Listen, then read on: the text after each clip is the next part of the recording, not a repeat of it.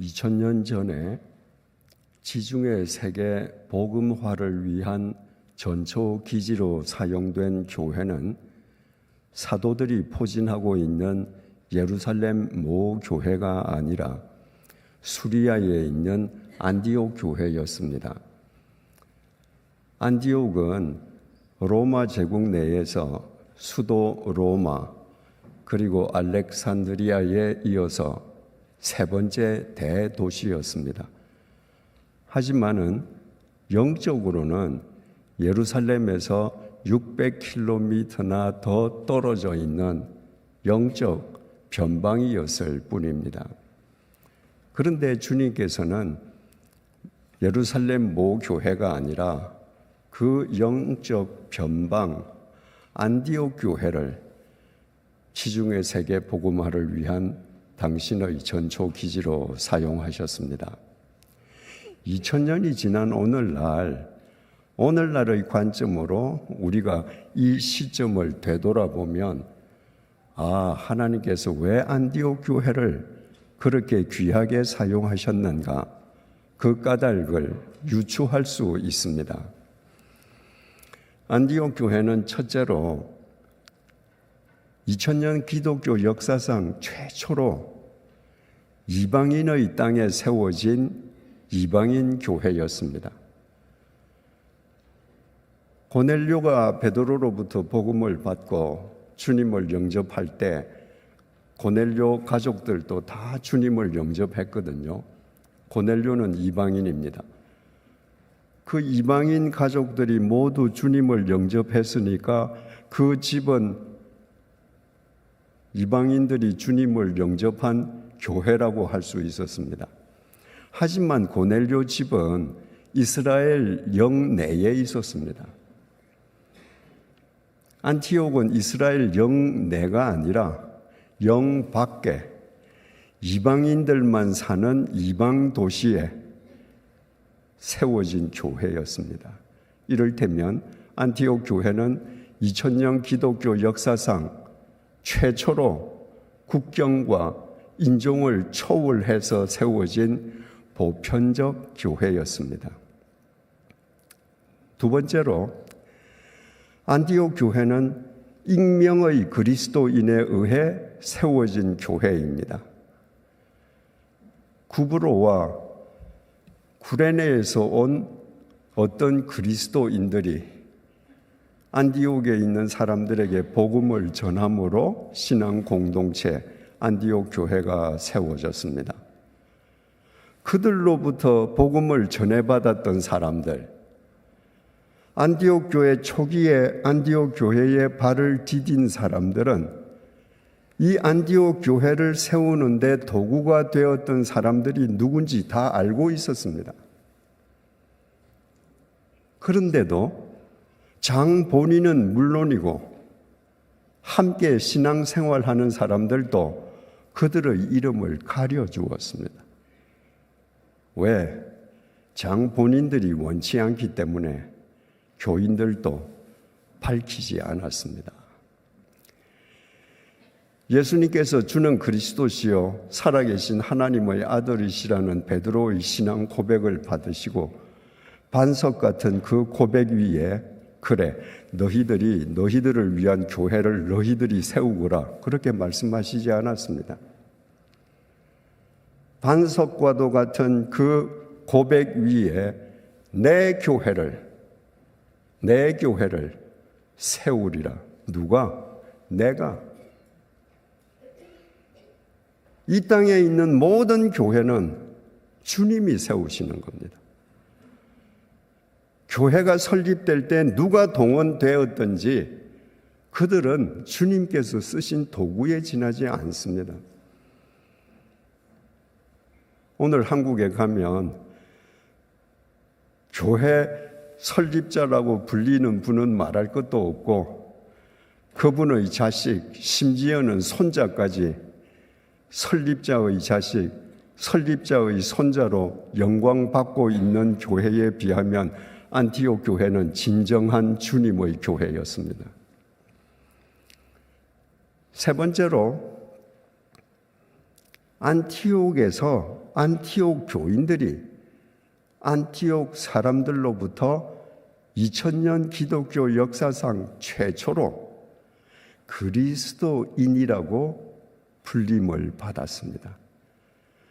안티옥 교회 교인들이 신앙생활을 하고 그들이 함께 모여 교회를 이루기 전에는 그리스도인이라는 말이 세상에 존재하지 않았습니다.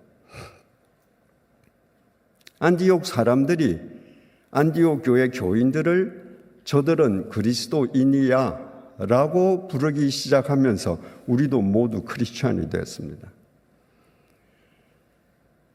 그리스도인이란 작은 그리스도 혹은 그리스도를 쫓는 사람을 뜻합니다. 왜 안티옥 사람들이 안티옥 교회 교인들을 가리켜서 그리스도인이라 불렀을까요?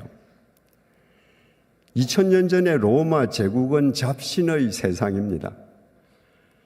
헬라 시대 때부터 내려오던 온갖 잡신의 이야기가 세상을 뒤덮고 있습니다. 가는 데마다 신상들이 있습니다. 그러니까 2000년 전 로마 제국 시민이라면 잡신 한두 개 정도는 다 믿는 거예요. 그들은 잡신을 믿지만 자기네들 마음대로 살았습니다. 자기들이 어떤 신상에 찾아가서 복을 빌고 기도한다고 해서 자기를 부인하는 법이 없었습니다. 그들은 오로지 욕망을 쫓기 위해서, 욕망을 성취하기 위해서 자기들이 선택한 신을 찾아가서 기도했습니다. 그런데 안티옥 교회 교인들은 달랐습니다. 그들은 그들의 믿음을 위해서 세상의 것을 미련 없이 포기했습니다. 그들은 그들이 믿는 바를 위해서 100원을 벌 수 있는 능력을 가진 사람이 신앙 양심에 따라 10원을 벌고 행복해 했습니다. 그들은 그동안 안티옥 사람들이 살아오던 가치관과 구별된 새로운 가치관으로 살았습니다. 그런데 그들 중 가정이 깨어지는 가정이 없었습니다. 신비스러웠던 것입니다. 그래서 안티옥 사람들은 쟤들 그리스도 믿는다고 하는데 저 진짜 그리스도인이네. 요즘 말로 하면 진짜 예수쟁이네 이 말입니다. 본래 그 안티옥 교회가 자생적으로 생기고 나서 그 소문을 들은 예루살렘 모 교회가 담임 목사로 파송한 사람이 바로 잘 알려진 바나바입니다. 바나바가 그 교회에 파송되고 나서 교인 수가 더 늘어났습니다. 바나바 목사 혼자서 그 교인들을 다 케어할 수가 없었습니다. 그때 바나바 머릿속에 바울 생각이 났습니다. 오래전에 교분을 맺었던 바울이라면 나와 좋은 동력을 이룰 수 있을 거야. 그래서 안티옥에서 멀리 떨어져 있는 바울의 고향 다소까지 찾아가서 고향에서 집과하던 바울을 불러내어서 안티옥 교회 공동 목회자가 되었습니다. 두 사람이 공동 목사로 목회를 잘하고 있는데 물론 교인도 더 늘어났습니다. 어느 날 성령 하나님께서 그 두 사람에게 명령하셨습니다. 너희들이 지중해 전도자로 나가라. 담임 목사 너희 둘이 좋은 사람을 선택해서 전도자로 내보내라가 아니라 공동 목사 너희 둘이가 나가라. 그래서 바나바와 바울은 성령 하나님의 명령에 순종해서 마가라는 청년을 수행원으로 삼고 1차 전도 여행을 시작했습니다. 1차 전도 여행 그 전도팀의 우두머리는 두말할 것도 없이 안디옥 교회 담임 목사였던 바나바였습니다. 그 전도팀이 1차 전도 여행을 시작하면서 첫 번째 전도지로 삼았던 곳이 구브로 섬이었습니다. 그 구브로 섬은 바나바의 고향이었습니다. 그러니까 전도팀의 우두머리가 된 바나바가 이방 세계로 전도를 나가는데 제일 먼저 자기 고향 사람들에게부터 복음을 전하고 싶었던 그 마음 충분히 이해가 됩니다. 그런데 동서로 길이 약 200km로 포진되어 있는 그 구브로 섬을 동쪽에서 서쪽으로 관통하는 동안에 바울에게 역사적인 두 가지 사건이 일어났습니다. 첫 번째로 전도팀의 우두머리가 바나바에서 바울로 바뀐 것입니다. 여러분 성경을 읽을 때 사람들의 명단이 나오지 않습니까? 그 명단은 아무 의미 없는 명단이 아닙니다. 어떤 명단이든 성경에 나온 모든 명단은 이름 순서가 서열입니다. 그러니까 누구든지 제일 앞에 이름이 나와 있는 사람이 그 명단에 나온 모든 사람의 우두머리인 겁니다. 전도팀이 안티옥을 출발할 때에는 바나바의 이름이 명단에 제일 첫 자리를 차지했습니다. 바나바가 우두머리였던 것이죠. 근데 구브로를 관통하면서 두 사람의 이름이 바뀝니다. 바울의 이름이 먼저 나오기 시작합니다. 교회 목회 현장에서는 바나바의 목회 능력이 탁월했는데 전도 현장에 나가니까 잠재되었던 바울의 역량이 폭발하면서 바나바가 볼 때 바울이 훨씬 나은 거예요. 그래서 바울이 전도팀의 우두머리가 되었는데 그 순간부터 사도행전이 끝날 때까지 바울이 사도행전의 주역으로 삽니다. 그러니까 구브로 섬을 관통하면서 바울 자신은 상상치도 않았는데 전도자로 세계 역사 전면에 역사의 무대에 등장하게 되었던 것입니다. 그 이후부터 지중해 세계를 전도를 위해서 자기 몸을 던졌던 바울도 위대하지만 바울의 역량을 알고 전도팀 우두머리 자리를 기꺼이 바울에게 양보하고 1차 전도 여행이 끝나기까지 바울을 돕는 자의 자리에 만족했던 바나바도 위대한 사도입니다. 여러분들 평생에 바나바라는 이름을 가진 사람을 몇 명을 만났습니까? 아마 여러분 담임 목사님이 처음이죠. 세상 사람들은요, 1인자 이름을 갖기를 원합니다. 모세, 다윗, 솔로몬, 엘리야, 바울, 베드로 전부 1인자입니다. 2인자 이름을 갖기 원치 않습니다. 그래서 저는요, 그분이 누구든지 자기 의지로 바나바라는 이름으로 사는 사람을 존경합니다. 그분은 바나바가 어떤 사람인지 알거든요. 자기보다 능력이 탁월한 사람을 돕기 위해서 나는 뒤에서 돕는 2인자로 만족하겠다. 그런 사람이 자신의 의지로 자기 이름을 바나바로 명명합니다. 구브로 섬을 관통하면서 바울에게 두 번째 역사적인 사건이 일어났습니다. 바울의 이름이 바뀐 것입니다. 본래 바울의 이름은 사울이었습니다. 그 이름은 아버지가 지어준 거죠. 아버지가 아들이 태어나니까 그 아들에게 사울이라고 이름을 지어준 겁니다. 사울의 아버지는 로마 시민이었습니다. 유대인인데, 그러니까 사울의 아버지가 부패한 로마 제국 공무원에게 뇌물을 써서 로마 시민권을 돈으로 샀는지,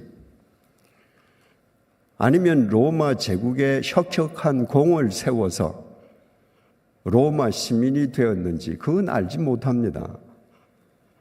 그러나 그 당시 세계를 지배하는 로마 제국의 시민이 된 사울의 아버지가 아들이 태어나니까 이름을 사울이라고 지었습니다.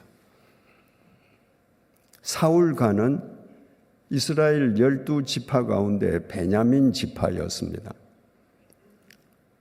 이스라엘 초대 왕 사울을 배출한 지파가 바로 베냐민 지파입니다. 저도 전주 이갑니다만 여기에도 전주 이시들 계시겠죠. 몇백 년 전에 우리 선조가 어떤 왕이었다는 거 굉장히 자랑스럽게 생각합니다. 똑같습니다. 베냐민 지파 사람들은 이스라엘의 초대 왕이 베냐민 지파 출신이라는 것에 대한 무한한 자긍심을 갖고 있었습니다.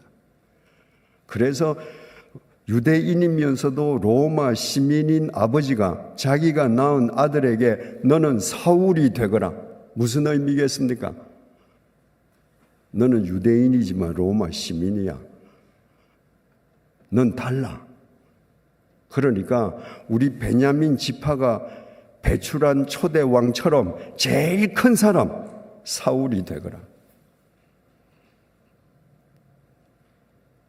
그 아버지의 염원이 담긴 사울이라는 이름을 들고 바울이 근 40년을 살았습니다. 그러다가 이 구브로 섬을 관통하면서 바울 스스로 큰 사람이 되라는 염원이 달린 아버지가 지어준 이름을 버렸습니다. 그리고 자기 이름을 바울이라고 했습니다. 바울은 작다는 말입니다. 파우오라는 동사에서 파생되었는데 파우오는 멈추다는 말입니다. 큰 사람이 되기를 열망하던 사울, 이미 사울은 대제사장으로부터 공문을 받아서 다메섹에 있는 그리스도인들을 색출해서 연행 오려고 할 정도로 유대교 내에서 큰 사람이 되어 있었습니다. 그대로만 가면 사울이 유대교에서 얼마나 더 높아질지는 아무도 몰랐습니다. 그런데 그 길에서 사울은 멈추어 섰습니다.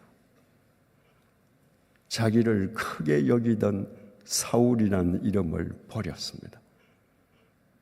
그리고 주님 앞에서 작고 작은 바울이 되었습니다. 그 이후부터 우리가 아는 바울로 그의 생을 일관한 것입니다. 바울이 주님께로부터 자신이 어떤 소명을 받았는지를 이렇게 밝혔습니다. 사도행전 26장 16절입니다. 일어나 너의 발로 서라. 내가 네게 나타난 것은 곧 내가 나를 본 일과 장차 내가 네게 나타날 일에 너로 종과 증인을 삼으려 함이니. 다메섹 도상에서 주님께 사로잡혔을 때 주님께서 바울에게 소명을 주십니다. 앞으로 네가 볼 일에 대해서 너로 내 종과 증인을 삼으려 한다. 너는 지금부터 내 종이고 내 증인이다. 증인이라는 단어는 잘 아시죠?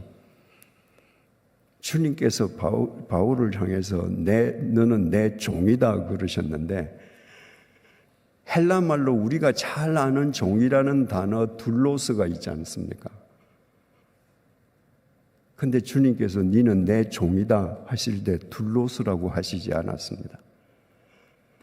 너는 내 시페레테스다. 시페레테스는요, 뜻이 뭐냐 하면 노를 젓는 노예인데 전함 가장 밑바닥에서 노를 젓는 노예를 가리키는 단어입니다. 여러분들 영화 보면 로마 제국 시대에 바다에서 해전이 벌어지지 않습니까? 그때 배 제일 밑창에 노를 젓는 노예들이 앉아 있습니다. 그들에게는 창문이 없습니다. 밖이 보이지 않아요. 이 배가 어디로 가는지도 모릅니다. 그들은 단지 제일 앞에 있는 지휘관의 명령에 따르는 고수가 치는 북소리에 맞추어서 그 장단에 그 스피드에 맞추어서 놓쳤는 거예요. 고수가 북을 천천히 치면 천천히, 지금 배와 배가 맞부딪혀서 최고의 스피드를 내야 되면 고수가 탕탕탕탕탕탕탕 북을 칩니다. 그럼 목숨을 걸고 노를 젓는 것입니다. 바울은 그렇게 살겠다고 결심한 겁니다. 주님이 나를 어디로 데려가도, 어떤 스피드로 나를 인도하셔도 나는 작고 작은 시페르테스, 낮고 낮은 시페르테스로 살겠습니다 라는 결단으로 이름을 바꾸었습니다. 여러분, 에덴 동산에서 사탄이 여자를 유혹할 때 무엇이라고 유혹했는지 그 내용을 잊지 마셔야 합니다. 창세기 3장 5절입니다. 너희가 그것을 먹는 날에는, 주님께서 선악과를 먹지 말라고 하셨는데 너희가 그것을 먹는 날에는 너희 눈이 밝아져 하나님과 같이 되어 선악을 알 줄을 하나님이 아심이니라. 너희들이 저 선악을 먹기만 하면 너희들도 하나님하고 똑같이 돼. 그래서 하나님이 못 먹으라는 거야. 그 말을 듣고 여자가 선악과를 먹고 남편에게 줬습니다. 뭐 어떻게 되려고? 하나님과 똑같이 되려고. 그 이후부터 모든 인간은 자기가 하나님 자리에 앉아 있습니다. 자기가 자기 인생의 주인이고 하나님이에요. 바울도 사울이라는 이름을 가지고 40년 동안 그렇게 살았습니다.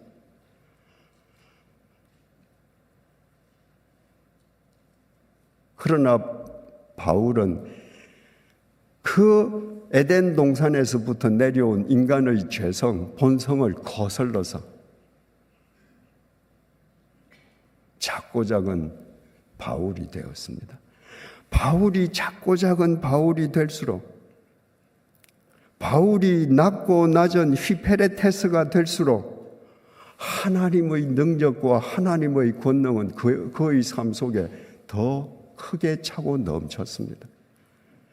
그래서 가장 작고 작았던 바울, 가장 낮고 낮았던 휘페레테스 바울이 2000년 기독교 역사상 가장 위대한 사도가 된 것은 결코 우연한 일이 아니었습니다.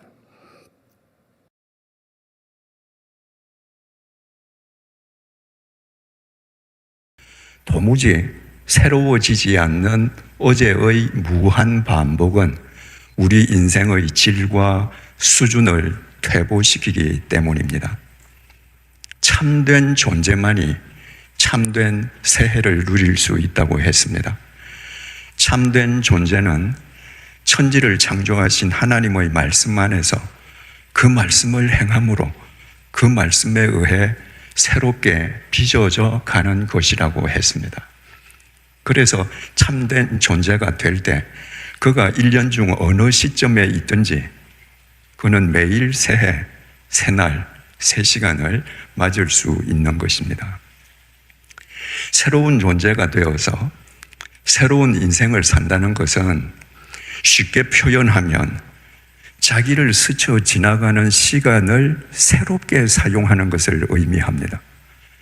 시간을 새롭게 사용하지 않고 새로운 존재, 새로운 인생이 되는 길은 없습니다. 여러분, 어제에 비해서 여러분들 오늘 좀 새롭게 시간을 사용하셨습니까? 만약 그렇지 않다면 여러분은 어제와 똑같은 삶을 산 것입니다. 내가 새로워져 간다는 것은 매일매일 새롭게 시간을 사용하는 것입니다. 여러분, 인생은 거창하지 않습니다. 우리를 스쳐 지나가는 1초 1초, 여러분 손목시계에서 지금 한 걸음 한 걸음씩 나아가고 있는 그 1초 1초가 바로 인생입니다. 그 1초 1초가 쌓여서 1시간이 되고 그 1초 1초가 하루가 되고 그 1초 1초가 한 달, 1년이 되고 그 1초 1초가 우리 인생이 되기 때문입니다. 그러므로 그 1초 1초를 새롭게 사용하는 사람이 새로운 존재로 새로운 인생을 살게 되는 것은 두말할 나위가 없습니다. 그런데 시간을 새롭게 사용한다는 것은 그냥 말하는 것처럼 쉽지 않습니다. 그리고 저절로 시간을 새롭게 사용할 수 있게 되는 것도 아닙니다. 시간을 새롭게 사용해서 새로운 인생을 살기 원한다면 성경 말씀처럼 시간을 새롭게 가꾸는 사람이 되어야 합니다. 에베소서 5장 17절 말씀입니다. 그런즉 너희가 어떻게 행할지를 자세히 주의하여 지혜 없는 자 같이 하지 말고 오직 지혜 있는 자 같이 하며, 이 말을 쉽게 설명하면 무엇을 하든지 지혜롭게 처신하는 사람이 되라. 여러분, 내가 지금 그리스도인으로서 무엇을 하는데 이 순간 이 상황 속에서 내가 어떻게 처신해야 하는가? 지혜롭게 분별하지 않는 사람이 시간을 새롭게 사용할 수 있겠습니까? 그런즉 너희가 어떻게 행할지를 자세히 주의하여 지혜 없는 자 같이 하지 말고 오직 지혜 있는 자 같이 하여 세월을 아끼라. 때가 악하니라. 세월을 아끼라. 때가 악하다. 우리는 흔히 아이들한테 시험 공부하지 않고 펑펑 놀면 시간 좀 아껴. 정해진 시간 내에 효율적인 결과물을 얻는 것을 시간을 아낀다고 얘기합니다. 그런데 이 에베소서 5장에서 세월을 아끼라고 번역된 헬라어 엑사고라조는 건져 올리라는 말입니다. 여러분, 하루 24시간은 우리를 똑같이 스쳐 지나갑니다. 그런데 영원한 진리의 말씀으로 그 시간을 건져 올리는 사람이 있고 자기 욕정으로, 욕망으로 그 시간 다 흩날려 버리는 사람이 있습니다. 여러분은 오늘 하루 몇 시간, 몇십 분, 몇 초를 건져 올렸습니까? 그런즉 너희가 어떻게 행할지를 자세히 주의하여 지혜 없는 자 같이 하지 말고 오직 지혜 있는 자 같이 하여 세월을 아끼라. 때가 악하니라. 그러므로 어리석은 자가 되지 말고 주의 뜻이 무엇인가 이해하라. 여기서 이해하라라는 것은 깨달으라 이 말입니다. 엄벙덤벙 산다고 시간 다 날려버리지 말고 이 순간에 무엇이 주님의 뜻일까 깨달아라. 지금 사도 바울이 어떻게 일평생 시간을 새롭게 가꾸면서 새로운 인생을 살았는지 자기의 고백과도 같은 말씀인데 보세요. 중간에 세월을 아끼라, 세월을 건져 올리라 라는 말이 중간에 있습니다. 그 앞에 네가 어떻게 처신할까 지혜롭게 분별하라는 말이 있습니다. 그 마지막에 주님의 뜻이 무엇인지 깨달아라. 주님의 무엇인지 깨달으려는 의지의 노력, 이 상황 속에서 내가 어떻게 처신해야 할지 지혜롭게 분별하려는 믿음의 의지, 그 두 가지가 병행될 때 우리가 새 시간을 건져 올리는 겁니다. 그 새 시간을 건져 올릴 때 우리는 그 새 시간을 새롭게 사용하고 새로운 인생, 새로운 존재로 살아가는 겁니다. 바울이 또 골로새서 4장 5절에서 이렇게 말합니다. 외인에 대해서는, 이 외인은 주님을 믿지 않는 불신자를 의미합니다. 외인에 대해서는 지혜로 행하여 불신자들은 지혜로 대해라. 여러분, 이 세상에는 믿는 사람보다 믿지 않는 사람들이 월등히 많습니다. 그 말은 바꾸어 말하면 우리가 세상 속에서 하루 살아가는데 믿는 사람하고 관계하는 것보다 믿지 아니하는 사람하고 관계하는 시간이 훨씬 많습니다. 그 믿지 않는 사람하고 관계를 할 때 지혜롭게 그들을 대하라. 지혜가 없으면 어떻게 될까요? 믿지 않는 사람들의 시간에 동화됩니다. 내가 그리스도인인데 믿지 않는 사람들이 사용하는 시간에 내가 동화되어 버리면 그 시간만큼 허공에 날려버리는 겁니다. 믿지 않는 사람 시간에 동화되어서는 건져 올릴 것이 없습니다. 그래서 외인에 대해서는 지혜로 행하여 세월을 아끼라. 아까 에베소서 말씀하고 똑같이 세월을 아끼라. 우리 번역은 똑같은데 헬라어 원문은 똑같지 않습니다. 여러분 성경을 보면 세월을 아끼라 그 앞에 아라비아 숫자가 5자가 붙어 있을 것입니다. 아래쪽 주난 5번을 보라 그 말입니다. 5번을 보면 헬라 말로는 기회를 사라는 뜻이다 이렇게 기록되어 있습니다. 기회를 사라. 쉽게 말해서 그 기회를 선용하라. 내가 불신자들을 만날 때 지혜롭게 그들을 대해서 내가 그들의 시간에 동화되는 것이 아니라 그들이 내 시간에 동화될 수 있게끔 그 기회를 선용해라. 이것이 바로 바울이 새롭게 시간을 가꾸는 방법이었습니다.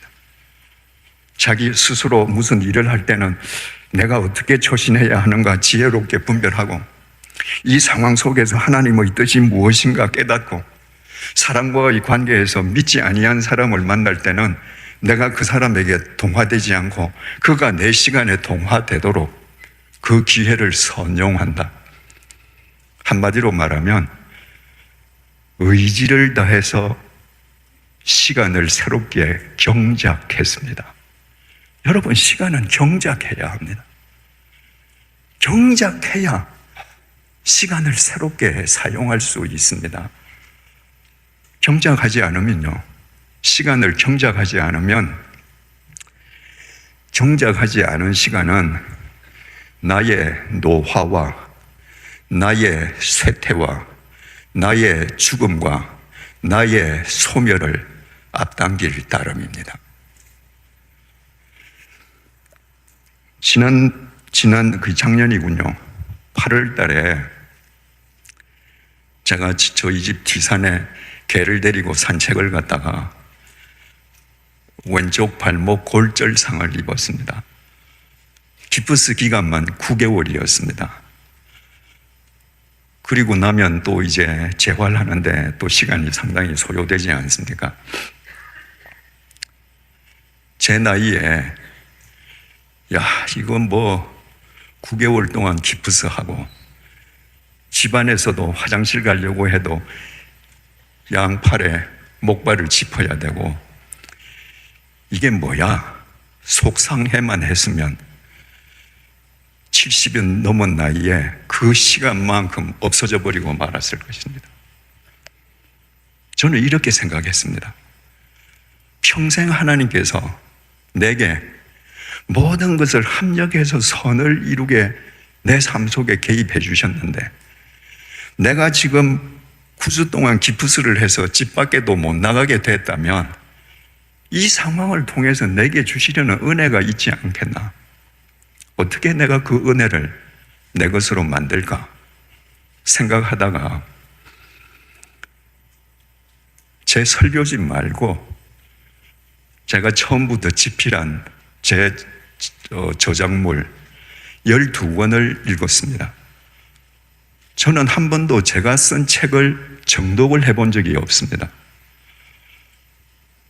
그런데 제가 쓴 책을 제가 읽는데 그 책을 썼던 그 상황이 내 눈앞에 떠오르는 거예요. 그때 그 현실이 생생하게 보이는 겁니다. 그때 주님께서 내게 어떻게 은혜를 베풀어 주셨고 내 마음속에 어떤 말씀이 파도치게 하고 하늘에서 하나님의 섭리가 어떻게 폭포수처럼 쏟아졌던지 생생하게 기억이 나는 겁니다. 30년에 걸쳐서 책을 썼으니까 30년 동안 주님께서 베풀어 주셨던 은혜를 그 9주 동안에 매일 겪는 겁니다. 얼마나 울었는지 모릅니다. 그 9주가 있었기 때문에 제가 70이 넘은 제 나이에 미래를 더 영성 깊게 살 수 있는 은혜를 내 것으로 만들었습니다. 제가 그 책을 읽으면서 주님께서 나로 하여금 이렇게 은혜 속에서 살게 했는데 그동안에 내 영성이 메말라 있었구나. 제 다리가 부러진 것은 앞으로 내 노년의 인생을 더 주님 안에서 살게 해 주시려는 주님의 은총임을 감사하지 않을 수 없는 겁니다. 시간은 이렇게 경작하는 거예요.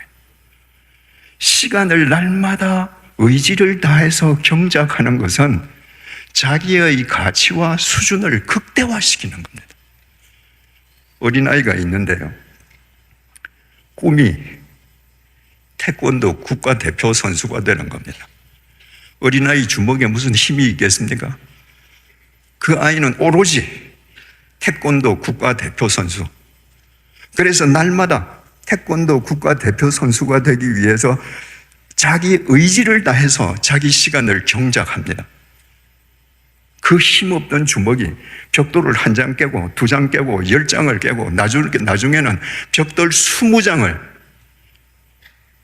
두부처럼 깨트리는 국가대표 선수가 되는 겁니다. 만약에 그 어린아이가 자기 시간을 경작하지 않으면 국가대표 선수가 안 되는 거 아닙니까? 그 힘없는 주먹의 아이가 국가대표 선수가 되기 위해서 자기 시간을 경작하는 것은 자기의 가능성을 극대화하는 겁니다. 여러분들에게 매일 24시간이 주어지는데 그 24시간을 하나님 앞에서 새롭게 쓰는 새로운 인간이 되기 위해서 의지를 다해서 그 시간을 새롭게 경작해 갈 때 여러분들의 삶의 수준과 질은 여러분들의 상상을 초월할 정도로 극대화되는 겁니다. 여러분, 주님께서 내게 매일 선물로 주시는 시간을 내 의지를 다해서 경작하고 내 삶이 주님 안에서 새로운 삶으로 극대화되어 가는 것을 본다는 것은 얼마나 감격적인 일입니까? 하지만 성경에는 자기 시간을 경작하지 않아서 어이없게도 황금 같은 천하보다 더 소중한 자기 생명을 갉아먹었던 사람들이 비일비재 등장합니다. 3차 전도 여행을 마친 사도 바울이 예루살렘을 찾아서 성전에 들어갔습니다. 그 성전 안에서 에베소에서 온 유대인이 바울을 보았습니다. 그리고 성전 안에 있는 예루살렘 유대인들을 선동했습니다. 저 바울이라는 작자가 하나님을 모독하고 성전을 모독한다고 다 거짓말이었습니다.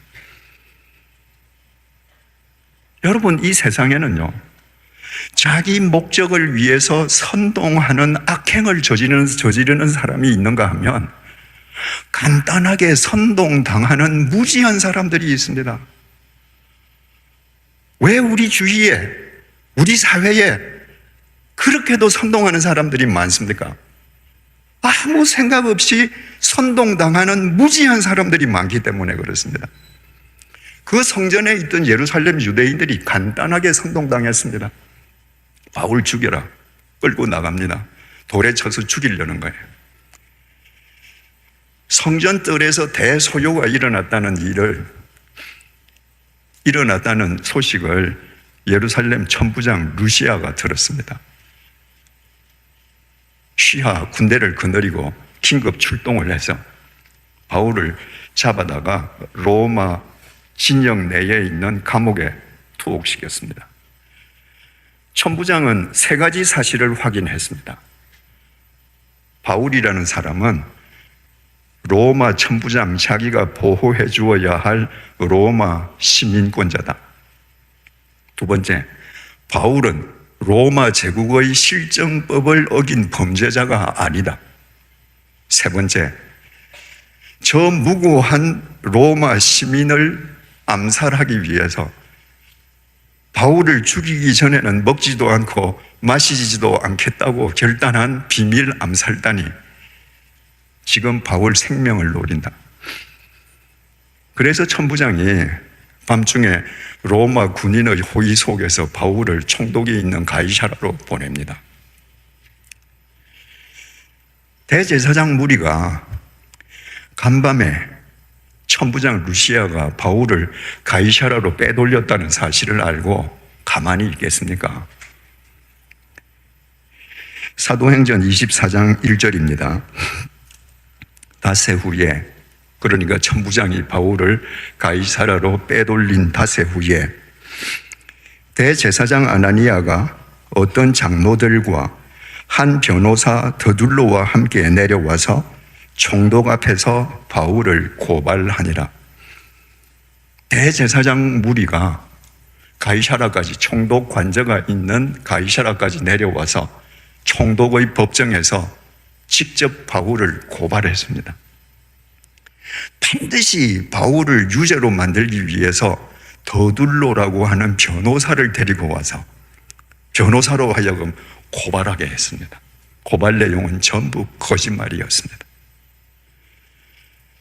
대제사장 무리가 변호사까지 데려와서 바울을 고발해서 죽이려고 하는 것은 바울 때문에 자신들의 기득권이 흔들릴까 봐, 철옹성 같은 자신들의 종교 권력, 경제 권력을 고수하기 위함이었습니다. 총독이 바뀌었습니다. 베스도 총독이 신임 총독으로 부임해 왔습니다. 사도행전 25장 1절에서 3절이 이렇게 증언합니다. 베스도가 부임한 지 3일 후에 가이사랴에서 예루살렘으로 올라가니 대제사장들과 유대인 중 높은 사람들이 바울을 고소할세 베스도의 호의로 바울을 예루살렘으로 옮기기를 청하니 이는 길에 매복하였다가 그를 죽이고자 함이더라. 신임 총독이 부임해서 예루살렘으로 올라갔더니 예루살렘에 있는 대제사장 무리가 이번에도 바울을 고소했습니다. 아까 24장에서 고소하지 않았습니까? 25장에서 또 고소했지요. 그 시차가 얼마가? 2년입니다. 2년. 2년이면 한 인간이 의지를 다해서 자기 인생 시간을 새롭게 경작할 충분한 시간입니다. 2년이 지났는데도 대제사장 무리는 2년 전과 똑같이 바울을 고소합니다. 아니, 더 나빠졌습니다. 2년 전에는 오로지 총독의 결정에 의해서 바울을 유죄로 만들려고 했는데, 이번에는 예루살렘에 온 총독들어 총독 각하 가이사라에 구금되어 있는 바울을 예루살렘으로 데리고 와서 재판을 해 주십시오. 이유는 암살단을 길에 매복시켜 뒀다가 길에서 바울을 죽여버리기 위함이었습니다. 2년 전에는 총독의 권한으로 죽이려고 했는데 이제는 총독 못 믿겠다. 우리 손으로 죽여야 되겠다. 더 나빠졌습니다. 여러분, 내가 내 시간을 의지를 다해서 경작하지 않으면요, 그 시간이 그대로 있지 않습니다. 우리는 죄성을 지닌 인간이거든요. 내 시간을 경작하지 않으면 내 시간은 내 욕망으로 점점 오염됩니다. 더 악화됩니다. 바늘 도둑이 소도둑이 되는 겁니다.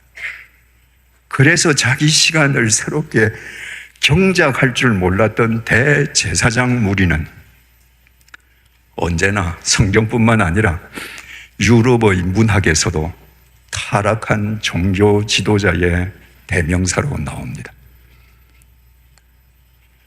여러분, 이스라엘의 초대 왕은 사울 왕이지 않습니까? 동서고금을 막론하고 어느 나라든지 많은 왕이 있을 수 있는데 초대 왕은 한 사람밖에 없습니다. 신라는 천년왕국 아닙니까? 그 천년 동안에 신라에는 56명의 왕이 있었습니다. 그러나 신라의 시조는 박혁것의 한 사람입니다. 500년 왕조 고려에 왕이 34명 있었습니다. 그런데 고려의 건국 왕건 한 사람입니다. 아무리 세월이 흘러도 한 나라의 시조는 바뀌지 않습니다. 그런 의미에서 한 왕조의 초대 왕이 되었다는 것은 그 개인뿐만 아니라 그 가문으로는 일대 영광이 아닐 수 없습니다. 이스라엘의 사사시대를 거쳐서 왕정시대가 개막될 때 하나님께서는 제비를 뽑아서 초대 왕을 뽑도록 하셨습니다. 제비를 뽑은 결과 사울이라는 청년이 뽑혔는데 아무리 찾아도 사울이 보이지를 않습니다. 사무엘상 10장 22절에서 23절입니다. 그러므로 그들이 또 여호와께 묻되 그 사람이 여기 왔나이까? 여호와께서 대답하시되 그가 진보다리들 사이에 숨었느니라 하셨더라. 그들이 달려가서 거기서 그를 데려오매 그가 백성 중에 선이 다른 사람보다 어깨 위만큼 컸더라. 사울의 외모가 얼마나 준수하고 얼마나 거대했던지 사울에 필적할 사람이 이스라엘에 없었습니다. 그 사울이 초대 왕에 제비 뽑힌 거예요. 그러면 사울이 그래, 이스라엘에서 초대 왕 될 사람은 나밖에 없지. 그게 아니었습니다. 제비 뽑힌 사울이 안 보여요. 그 하나님께 여쭈었더니 짐짝들 사이에 숨어 있는 겁니다. 난 아니야. 난 왕이 될 자격이 없어. 이렇게 겸손한 청년이었습니다. 만약에 그 겸손했던 사울 왕이 그 겸손함으로 자기 인생을 경작했더라면 이스라엘에서 가장 위대한 성군이 되었을 것입니다. 그러나 그 사울이 왕이 된 뒤에 권력의 노예가 되었습니다. 구국의 영웅인 다윗을 시기해서 오직 다윗 한 사람만을 죽이기 위해서 3,000명의 특공대를 구성해서 다윗을 추격했습니다. 자기의 권력 요괴, 자기의 명예 요괴, 자기의 집념과 아집에 자기의 시간을 더럽힐 대로 더럽혔습니다. 그 인생 결과가 어떻게 됐습니까? 사무엘상 31장 3절에서 5절입니다. 사울이 패전하매 사울이 온 국력을 기울인 블레셋과의 전투에서 패전했습니다. 활 쏘는 자가 따라잡으니 사울이 그 활 쏘는 자에게 중상을 입은지라. 블레셋의 궁수가 도망가는 사울 왕을 쫓아와서 활을 쏘았는데 사울이 그 화살을 맞았습니다. 맞는 순간에 나는 이제 더 이상 못 산다. 사울이 직감했습니다. 그가 무기를 든 자에게 이르되 내 칼을 빼어 그것으로 나를 찌르라. 할례받지 않은 자들이 와서 나를 찌르고 모욕할까 두려워하노라 하나 무기를 든 자가 심히 두려워하여 감히 행하지 아니하는지라. 사울 왕이 시종에게 말했습니다. 네 칼을 빼서 나를 찔러라. 내가 어떻게 할례받지 않는 저 적군들에게 찔려서 죽으면서 내가 수모를 당하겠느냐. 그 시종이 어떻게 자기가 섬기는 왕을 찌르겠습니까? 못 찔렀습니다. 이에 사울이 자기의 칼을 뽑아서 그 위에 엎드러지매 화살을 맞고 중상을 입은 사울이 칼을 뽑아서 칼로 자기 배를 찌를 힘이 없었습니다. 그래서 그 칼을 잡고 그 칼 위에 엎드러졌습니다. 즉사했습니다. 무기를 든 자가 사울이 죽음을 보고 자기도 자기 칼 위에 엎드러져 그와 함께 죽으니라. 죽으니 죽었는데 시종이 가만히 있을 수 있습니까? 그 시종도 자결했습니다. 사울과 그의 세 아들과 눈에 넣어도 아프지 않던 세 아들들, 무기를 든 자와 그의 모든 사람, 그의 전 군대 다 그날에 함께 죽었더라. 사울이 자기 인생을 바르게 경작하지 않고 자기의 더러운 욕망으로 오염시킬 때 사울 혼자 죽는 것으로서 끝이지 않았습니다. 사울뿐만 아니라 사랑하던 세 아들, 평생 왕을 모시던 시종, 그토록 사랑하고 자기가 강군이라고 자랑했던 전 군대 전멸했습니다. 하나님의 심판은 이렇게 무서웠습니다. 하나님께서 선물로 맡기신 시간을 그렇게 어이없이 탕진하는 사람은 이 세상에 살 의미도 없다는 겁니다.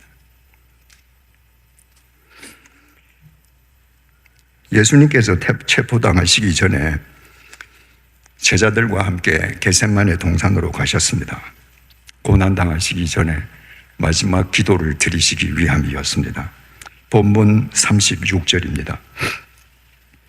이에 예수께서 제자들과 함께 겟세마네라 하는 곳에 이르러 제자들에게 이르시되 내가 저기 가서 기도할 동안에 너희는 여기 앉아 있으라 하시고, 주님께서 겟세마네 동산에 도착하셔서 한 지점에 제자들들어 너희들 여기 앉아서 좀 기다리라.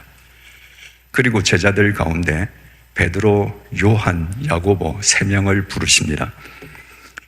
37절에서 38절입니다. 베드로와 세베대의 두 아들을 데리고 가실새 고민하고 슬퍼하사 이에 말씀하시되 내 마음이 매우 고민하여 죽게 되었으니 너희는 여기 머물러 나와 함께 깨어 있으라 하시고, 예수님께서 자기의 고민과 슬픔을 제자들에게 고백하신 유일한 장면입니다. 내가 이제 죽게 되었다. 내가 심히 슬프다. 내가 고민스럽다. 그렇기 때문에 주님께서 제자들 신임하는 요한, 베드로, 야고보 세 사람하고 손을 잡고 원을 그리고 주여 삼창하고 거기에서 같이 기도하신 것이 아닙니다. 너희는 여기 깨어 있으라. 나는 더 들어가서 기도하고 올게. 제자들에게 나를 위해서 기도해다 말씀하신 것이 아닙니다. 너희는 여기서 깨어 있으라.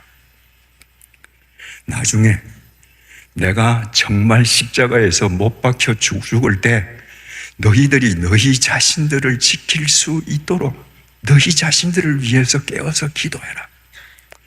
나를 위해서는 내가 가서 기도하고 올게. 39절입니다. 조금 나아가사, 조금 세 사람 있는 제자들로부터 조금 나아가셨다. 얼마나 나아가셨을까? 누가복음 22장 41절 보면 돌을 던져서 닿을 만한 거리라 이렇게 되어 있습니다. 여러분, 당시 그 예수님, 베드로, 야고보, 요한 다 청년들인데 그 혈기왕성한 청년들이 돌을 던진다면 꽤 멀리 가지 않겠습니까? 그러니까 그 세 제자가 있는 곳에서 주님께서는 좀 더 먼 깊은 곳으로 들어가셨습니다. 39절입니다. 조금 나아가사 얼굴을 땅에 대시고 엎드려 기도하며 이러시되, 얼굴을 땅에 대고 엎드리셨습니다. 하나님 앞에 완전히 부복하셨습니다. 순종의 자세입니다. 내 아버지여, 만일 할만하시거든 이 잔을 내게서 지나가게 하옵소서. 그러나 나의 원대로 마시옵고 아버지의 원대로 하옵소서 하시고, 주님의 이 기도의 방점은 내 원대로 해달라는 게 아닙니다. 내가 원하는 바는 따로 있지만 아버지 원대로 하십시오. 아버지 원대로 하십시오. 주님께서 당신을 십자가의 제물로 삼으시려고 하는 주님의 그 결정 시간에 맞추어서 지금 의지를 다해서 자기를 경작하고 있는 것입니다. 그 시간을 담대히 받아들일 수 있도록 주님, 내 뜻이 아니고 아버지 원대로 하십시오. 40절입니다. 제자들에게 오사 그 자는 것을 보시고 베드로에게 말씀하시되, 너희가 나와 함께 한 시간도 이렇게 깨어 있을 수 없더냐? 너희가 나와 함께 한 시간도 이렇게 깨어 있을 수 없더냐? 제자들은 자고 있었습니다. 주님의 이 말씀에 추석을 가하자면, 이 절체정명의 순간에 너희는 단 한 시간이라도 너희 시간을 의지를 다해서 경작할 수 없느냐? 내가 십자가에 못 박혀 죽을 때 너희들이 뿔뿔이 헤어지지 않고 너희 자신을 지킬 수 있게끔 너희 시간을 의지를 다해서 경작할 수 없더냐? 41절입니다. 시험에 들지 않게 깨어 기도하라. 마음에는 원이로되 육신이 약하도다 하시고, 주님께서는 제자들을 다 이해하셨습니다. 너희들 마음으로는 기도하고 싶지, 근데 육체가 약해. 왜? 한 번도 자기 의지를 다해서 자기 시간을 경작해 본 적이 없거든요. 자기 시간을 경작하는 훈련이 체화되어 있지 않습니다. 봐, 너희들 그 훈련을 체화시키지 않으면 너희들 평생 이렇게 살다 끝나는 거야. 너희들이 마음에 원한다면 그렇게 네 자신을 훈련해야 해. 주님께서는 내가 원하는 바가 있지만 주님의 뜻을 이루기 위한 용기를 얻기 위해서 의지를 다해서 자기 시간을 지금 경작하고 있는데, 제자들은 그 결정적인 시간을 잠과 바꾸었습니다. 그때 베드로가 어떤 짓을 합니까? 기도를 마친 주님께서 제사장들의 군병들에게 잡혀서 제사장 집으로 가시지 않습니까? 베드로는 충격이었습니다. 베드로가 이 세상 모두가 다 주를 버릴지언정, 나는 내가 목숨을 버릴지언정 주님을 버리지 않고 따릅니다 라고 호언장담할 때까지만 해도 하나님의 아들이신 예수님께서 군병들에게 잡혀가서 무기력하게 십자가에 못 박혀 죽는다, 있을 수 없는 일이라고 여겼습니다. 근데 지금 자기 앞에서 예수님이 잡혀가는 거예요. 대제사장 뜰에 가서 뺨도 맞습니다. 무기력하기 짝이 없습니다. 그 순간에 누군가가 베드로에게 묻습니다. 너도 예수하고 한패지? 베드로가 뭐라고 대답합니까? 마태복음 26장 70절. 베드로가 모든 사람 앞에서 부인하여 이르되 나는 내가 무슨 말을 하는지 알지 못하겠노라. 난 네가 무슨 말 하는지 모르겠어. 아니야. 너 예수 패거리 맞잖아. 두 번째 베드로의 대답. 마태복음 26장 72절입니다. 베드로가 맹세하고 또 부인하여 이르되 나는 그 사람을 알지 못하노라 하더라. 유대인들의 맹세는 모두 하나님의 이름으로 하는 겁니다. 베드로가 하나님의 이름으로 맹세했습니다. 나는 저런 인간 모른다고요. 또 말했습니다. 아니야, 너 맞잖아. 네 말투가 갈릴리 말투잖아. 너 예수패 맞잖아. 세 번째, 마태복음 26장 74절입니다. 그가 저주하며 맹세하여 가로되 나는 그 사람을 알지 못하노라. 3년 동안 예수님과 동거동락했던 베드로가 자기 목숨 구하기 위해서 예수를 저주했습니다. 그리고 또 맹세했습니다. 하나님의 이름으로 맹세하거니와 나 저런 인간 몰라. 저런 저주받은 인간 나는 몰라. 여러분, 의지를 다해서 자기 시간을 경작하지 않을 때 예수의 제자라는 베드로가 보인 행태가 이런 행태였습니다. 우리라고 다를 거 있겠습니까?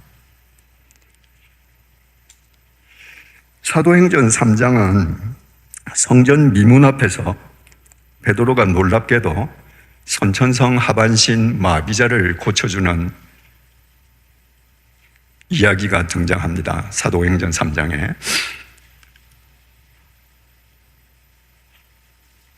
예루살렘 성전에는 성전에 들어가는 4개의 문이 있었는데 동서남북으로 그 4개의 문 중에서 동쪽에 나 있는 니카노르 문을 사람들은 미문, beautiful gate, 아름다운 문이라고 했습니다. 왜냐하면 4개의 문 중에서 이 니카노르 문이 제일 아름답게 조각되어 있었기 때문입니다. 생전에 예루살렘 성전을 찾아가서 이 미문을 직접 보았던 로마 제국의 역사가 요세푸스는 그 니카노르 문은 고린도 황동으로 만들어져 있는데 아침에 동쪽에서 해가 뜨면 그 햇빛을 반사하는 그 니카노르 문의 아름다움은 설명할 길이 없다고 그랬습니다. 그 미문 앞에 하반신 마비자가 앉아 있는 거예요. 그 하반신 마비자에게 이 미문은 그림의 떡입니다. 그 하반신 마비자는 아침이 되면 다른 사람들이 메어다가 그 자리에 놓습니다. 그리고 저녁이 되면 또 다른 사람이 메어가니까 앵벌이죠. 사도행전 3장 2절에서 8절입니다. 나면서 못 걷게 된 이를 사람들이 메고 오니 이는 성전에 들어가는 사람들에게 구걸하기 위하여 날마다 미문이라는 성전 문에 두는 자라. 그가 베드로와 요한이 성전에 들어가려 함을 보고 구걸하거늘 베드로가 요한과 함께 더불어 주목하여 이르되 우리를 보라 하니 그가 그들에게서 무엇을 얻을까 하여 바라보거늘 베드로가 이르되 은과 금은 내게 없거니와 내게 있는 이것을 내게 주노니 나사렛 예수 그리스도의 이름으로 일어나 걸어라 하고 오른손을 잡아 일으키니 발과 발목이 곧 힘을 얻고 뛰어 서서 걸으며 그들과 함께 성전으로 들어가면서 걷기도 하고 뛰기도 하며 하나님을 찬송하니. 베드로와 요한이 성전 미문으로 들어가려고 하는데 이 하반신 마비자 거린이 베드로와 요한을 보고 한 푼 줍쇼 했습니다. 이 거린이 요한을 보았다라고 하는 동사가 헬라어로 에이도라고 기록되어 있습니다. 영어로는 to see. 그냥 의미가 있어서 보는 게 아니라 내 망막 속에 들어왔기 때문에 보는 겁니다. 여러분들 오늘 이 예배당에 오실 때까지 여러분들 망막 속에 많은 것들이 투영됐을 거예요. 자동차도 사람도 전신주도. 근데 그 의미를 두고 보시지 않았지 않습니까? 지금 이 거린은 매일 미문 앞에 앉아서 인기척만 있으면 그냥 한 푼 줍쇼 이러는 사람이에요. 그러니까 베드로와 요한에게 특별히 무슨 의미를 둘 이유가 없습니다. 인기척이 나니까 허물건 눈을 뜨고 한 푼 줍쇼 적선을 청한 것입니다. 그 거린의 얘기를 듣고 베드로가 자리에 멈추어 서서 아테니조 했습니다. 아테니조는 영어로 to gaze, 응시한다는 얘기입니다. 실은 이거 거꾸로 돼야 될 것 같죠. 거린이 이론이라도 얻고 싶어서 베드로를 응시하고 베드로는 그냥 아무 의미도 없이 지나가야 될 것 같은데 적선을 청하는 거린은 무의미하게 허물건 눈으로 쳐다봤는데 베드로가 멈추어 서서 그를 응시했습니다. 그리고 그 거린에게 말하기를 나를 블레포하시오. 영어로 look at. 그런 허물건 눈으로 보지 말고 내 눈을 똑바로 주목하시오. 그랬더니 이 거린이 무엇을 얻을까 해서 베드로를 에페코 했습니다. 에페코라는 것은 give attention, 모든 시선을 집중시키는 겁니다.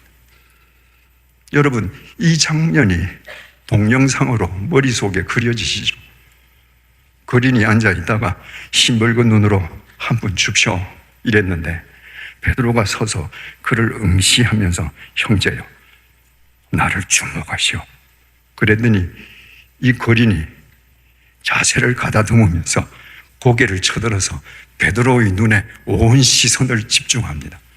땅바닥에 앉아서 베드로의 눈을 올려다보는 이 거린의 시선과 서서 이 거린을 내려다보는 베드로의 시선이 맞부딪힙니다. 그 순간에 베드로가 그 거린의 손을 잡고 말합니다. 형제여, 당신이 요구하는 은과 금은 나한테 없습니다. 그러나 나한테 있는 것이 있습니다. 나사렛 예수의 이름으로 일어나 걸으세요. 벌떡 일어났습니다. 이 거린이 나이가 40여 세쯤 되었다고 되어 있는데 그 미문에 앉아서 거린 생활을 40년 동안 하는 동안에 자기의 눈속을 들여다본 사람도 베드로가 처음이고 자기의 손을 잡아준 사람도 베드로가 처음이었을 것입니다. 그 순간에 주님의 역사가 일어나는 것입니다. 여러분, 대제사장의 집들에서 네가 하는 말 무슨 말인지 모르겠네. 내 하나님의 이름으로 맹세하는데 나 저 예수라는 작자 몰라. 내가 하나님의 이름으로 맹세하건대 저 저주받은 예수 나 몰라. 그때 베드로하고 지금 딴판입니다. 그때의 베드로라면 이 베드로가 거린이 에이도 힘붉은 눈으로 쳐다보고 한 푼 줍쇼 하는데 그 자리에 멈추어 서서 베드로가 응시하겠습니까? 자기 눈을 들여다보라 그러겠습니까? 그 더러운 거린의 손을 잡겠습니까? 예전의 베드로와 성전 미문 앞의 베드로가 어떻게 이런 차이가 났습니까? 사도행전 3장 1절입니다. 제9시 기도 시간에 베드로와 요한이 성전에 올라갈새 경건한 유대인들은 하루에 3번씩 성전을 찾아가서 기도했습니다. 아침 9시, 낮 12시, 오후 3시. 사도행전에서 말하는 제9시는 오후 3시입니다.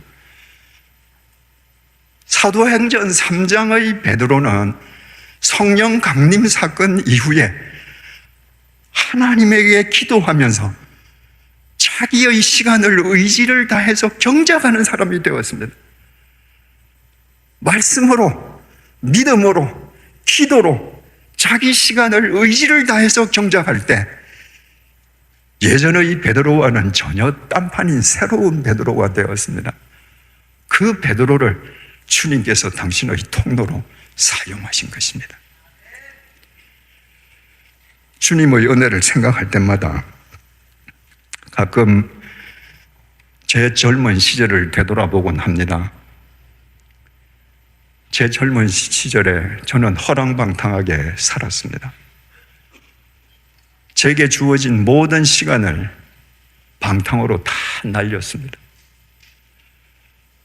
그래서 제 젊은 시절의 그 황금 같은 시간은 물거품처럼 다 사라지고 말았습니다. 그런데 84년 8월 2일 새벽 2시에 주님께서 핀셋으로 저를 불러내셨습니다. 그때 제가 새로운 삶을 산 게 아닙니다. 똑같이 방탕한 삶을 살면서 꼭지가 돌도록 술에 취해 있었습니다. 술 취한 저를 주님께서 치워내셨습니다. 그리고 주님의 은혜를 내려주셨습니다. 그 은혜가 고마워서 제 나름대로 제 의지를 다해서 주님께서 제게 주시는 시간을 경작하려고 애를 써왔습니다. 그 결과 부족하지만 주님께서 당신의 조그만 통로로 사용해 주십니다. 사랑하는 교우 여러분, 의지를 다해 시간을 가꾸지 않으면, 경작하지 않으면 우리는 새로운 삶을 살 수 없습니다. 우리가 비록 예수님을 면전에서 부인하고